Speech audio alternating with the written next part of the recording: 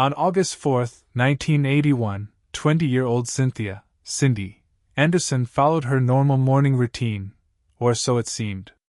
A devout churchgoer and quiet legal secretary from Toledo, Ohio, Cindy had been battling nightmares for months.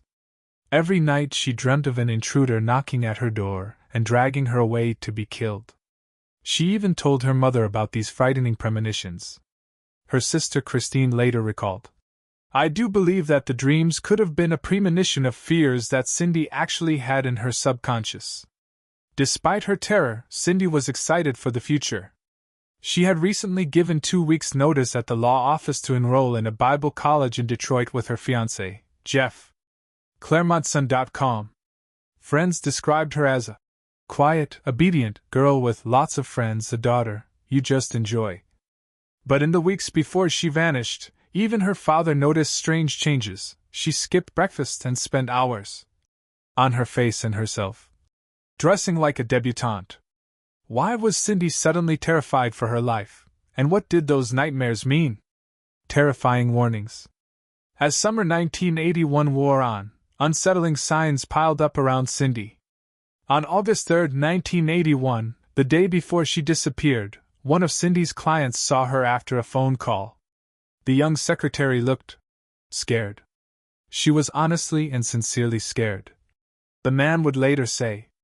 He even notified police, asking them to drive by her office to check on her safety.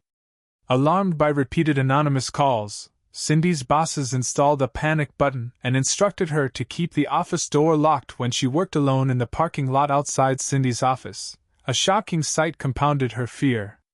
Painted in large red letters on a building across the street was, "I love you, Cindy," by G.W.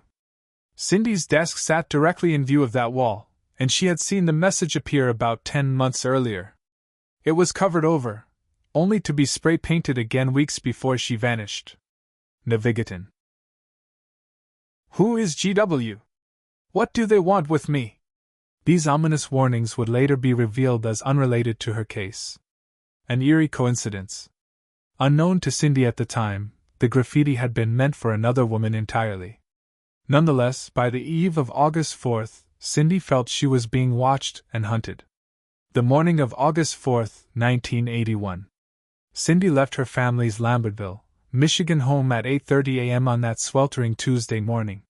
She had skipped breakfast, something she'd only recently begun doing, and told her parents, "I'll see you later," as she hurried out the door.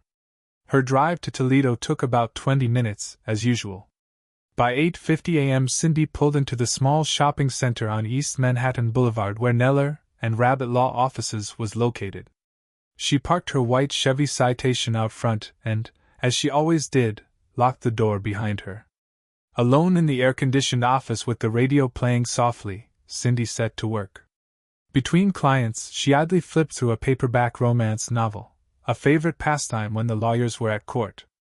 At 9:30 a.m. the janitor saw her at her desk, and at 9:45 a.m. a passerby looked in and noticed Cindy inside. Then suddenly, silence. By 10 a.m., the phone calls went unanswered and Cindy was nowhere to be found. The clues left behind. When the lawyers returned to the office around noon, they found the door locked but lights, radio, and air conditioning all on, as if Cindy had just stepped away for a moment. Inside, everything was eerily undisturbed. Cindy's car was still outside, but her purse and house keys were missing. She had not left a note, or put the phones on hold, things she always did even on quick errands. One lawyer noticed Cindy's romance novel face up and open to its most violent scene, where the heroine is abducted at knife point. Jim Rabbit later recalled that upon seeing the scene, "I had a sickening feeling that something was wrong." The missing clues pointed to foul play. There were no signs of a struggle, no forced entry. The front door had been securely locked from inside. Police Detective William Adams noted that Cindy's bank account, which held a substantial balance, remained completely untouched, as did her Social Security number. In short, Cindy had walked out the office without a trace. Had the nightmares come true, or was it a terrible coincidence? Investigation and theories. Investigators raced to piece together what happened. They found Cindy's history gave no easy answers. Her family emphasized that nothing in her life suggested she would run away or harm herself. She was looking forward to college and moving in with her fiancé. She had no debt or personal troubles. At the time of Cindy's disappearance, there were no circumstances in her life that any of us were aware of that would have caused her to have run away, her sister said.